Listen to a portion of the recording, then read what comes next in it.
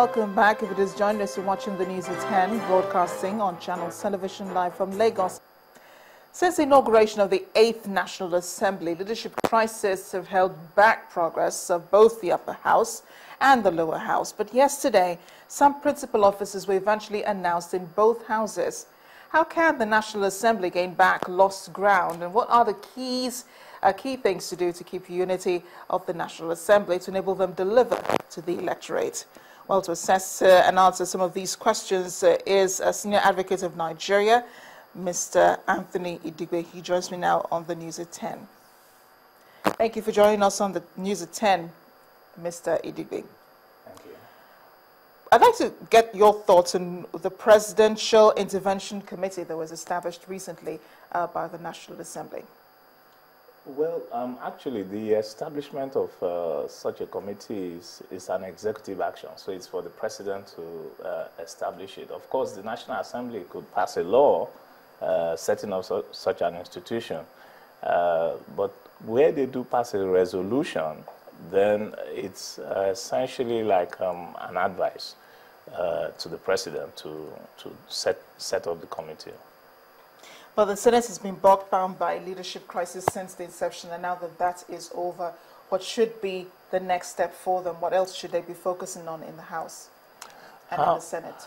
Well, first of all, to say that the democracy has certain values, what we call the unwritten values in democracy. Also, it has certain conventions which are also unwritten. They are all part of our constitution. If you look at our constitution, it says that the constitution is based on certain fundamental values such as democracy, social justice, equality, etc. And you find that these play in the structure of the National Assembly. And essentially what the National Assembly is a collection of representatives to whom the government, although the government is also elected, is responsible. So we have what we call responsible and representative government. So the government, the executive is elected, but they are responsible to the National Assembly. Now, for the National Assembly to be able to play its role as the representative of the people, looking over the government of the people, then they need to have certain structures that will enable them to perform. One of them is what we call parliamentary privilege.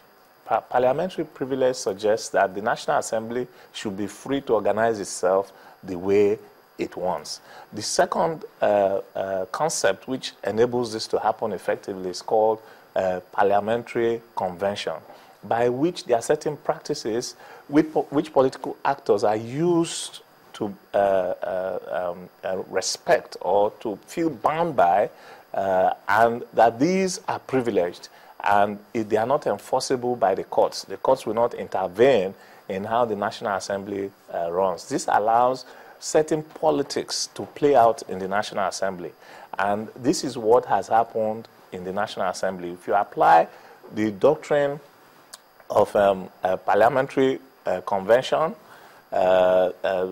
together with all the other principles and values of democracy, you would find that essentially what has happened is that the conventions in Nigeria have shifted a little from how it behaves internationally, but it's a way of them settling down, and now once those political interactions have taken place, they will be ready to perform.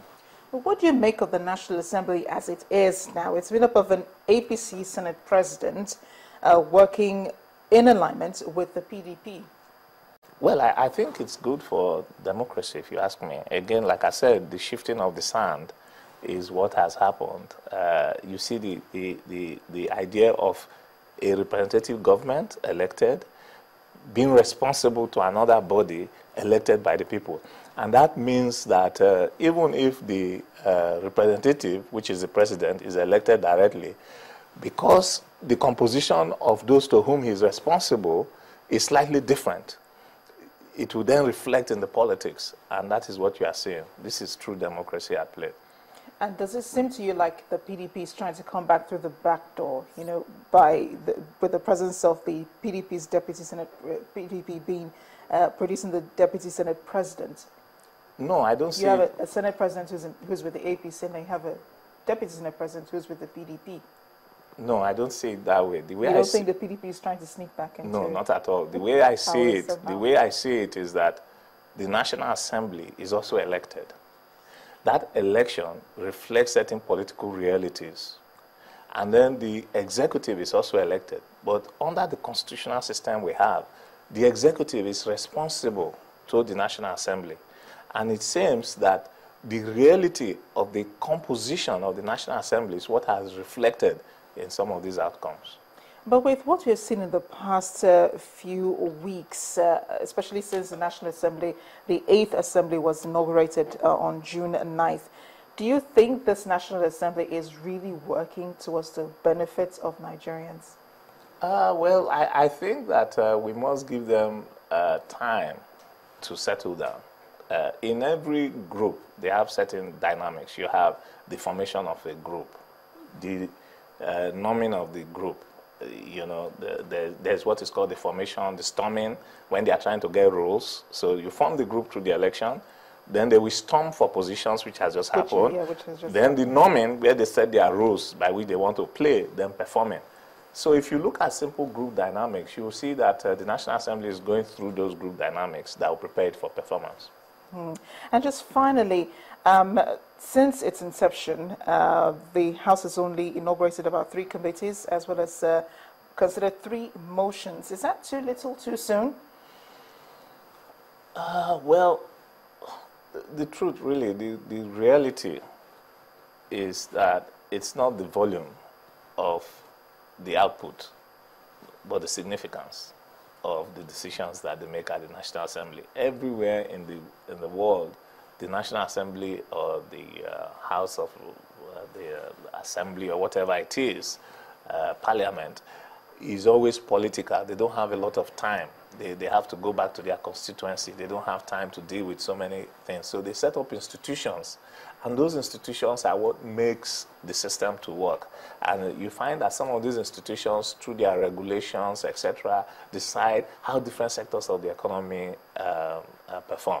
So really, you can't have such a great expectation in terms of output. The question is, are they addressing the significant needs of the country? What do you think? Well, they are, as I said, they are right now at the storming stage. So I will give them some time to norm themselves and then start performing. Mr. Idigwe, thank you so much for joining us on the News at 10. You're welcome. I've just been speaking with a Senior Advocate of Nigeria, Mr. Anthony Idigwe, on the National Assembly. We're back to party politics. The People's Democratic Party has called for the review of the appointments of the acting chairman of the Independent National Electoral Commission, Mrs. Amina Zakari, and that of the Director General of the Department of State Services, Mr. Lawal Daura. The acting national chairman of the PDP, Mr. Uche Secondus, told journalists at a press conference that the party is uncomfortable with the treatment of its members in the hands of the DSS in Rivers and in Akwa Ibom states, where election results are being contested in the tribunals. Aside from the DSS boss, the PDP also insists that the appointment of Mrs. Amina Zakari as the acting chairman of the Independent National Electoral Commission should be reviewed by President Muhammadu Buhari ahead of the elections in Kogi and in Bayelsa states. We have observed that the government and APC, especially the DSS, over a few months had continued to harass members of our party, especially the states, Akwa Ibom and River State. It is against all known laws. And we ask Mr. President to intervene, to ask the DSS to stop this harassment. The Director General, DSS, is a member of APC, and he was the chairman of the Intelligence Committee of APC in the last general election. And we see that he will not be fair, his partisan, he will not be fair to all and sundry. And that Mr. President should review his appointment. We've also mentioned in the past about the appointment of the acting chairman of INEC, that the president should also review that appointment so that it will be fair to all and sundry, especially now that we are going to go into election in Kogi and Bayelsa states. We want a fair, somebody who will be very fair to all the political parties. But we are quite sure that Amina Zakari will not be fair to all the political parties. In the meantime, the House of Representatives has urged the federal government to declare an emergency in the labor sector, specifically on employment generation, and convoke a national summit on employment in Nigeria.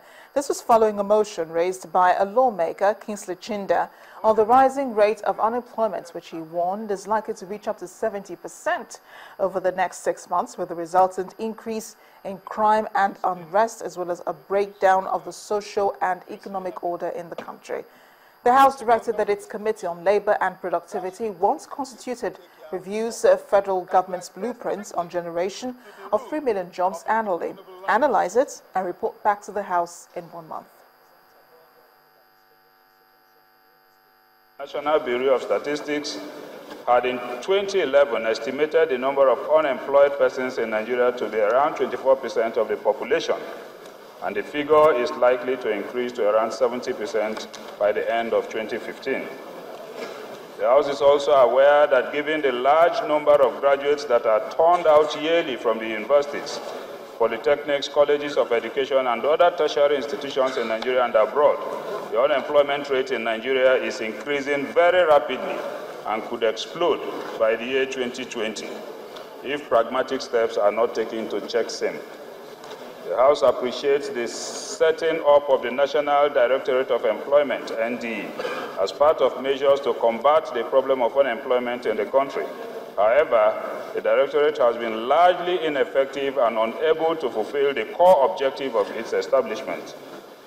The House also appreciates the commitment of President Muhammadu Buhari in assuring that his government will provide at least 3,000 jobs per annum, 3 million jobs per annum, as well as the legislative agenda of the 8th House, which commits to tackling the current high unemployment rate in the country by legislative action.